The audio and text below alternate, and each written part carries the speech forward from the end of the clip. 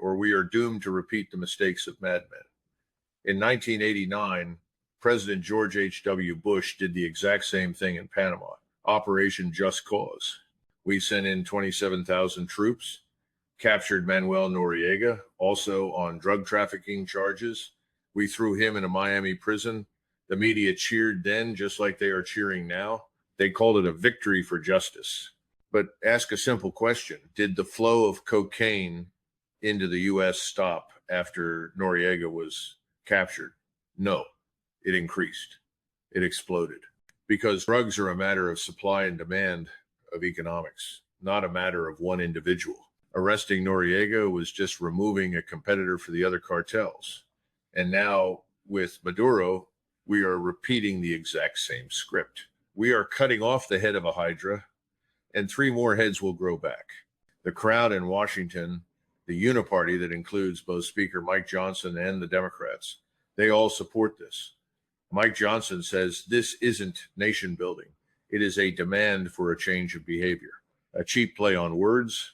When you use the military to overthrow a government, that is regime change. And regime change without a post-war plan, that is suicide. Mike Waltz, our ambassador to the UN, tries to justify this by saying it was a law enforcement operation, not a war. Go tell that to the Venezuelan people. Go tell that to their military.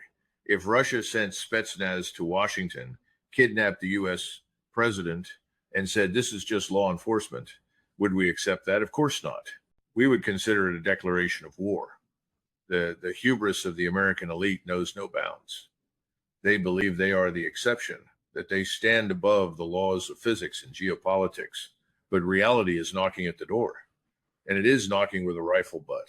We are seeing resistance from Russia and China at the Security Council. They are demanding Maduro's release, not because they love him, but because they see a dangerous precedent. If the U.S. can do this to Venezuela, they can do it to anyone. This will only accelerate the formation of the BRICS bloc, accelerate the collapse of the dollar, and further isolate the United States on the world stage. We are shooting ourselves in the foot while thinking we are shooting the enemy. And let's talk about our military. Mike Johnson says we are not occupying that country. Thank God for that. Because we can't. Look at the numbers. The U.S. military is in the worst recruiting crisis in its history. We are short tens of thousands of recruits. Our ammunition stockpiles have been scraped bare to send to Ukraine and Israel. We do not have enough soldiers, enough 155 millimeter shells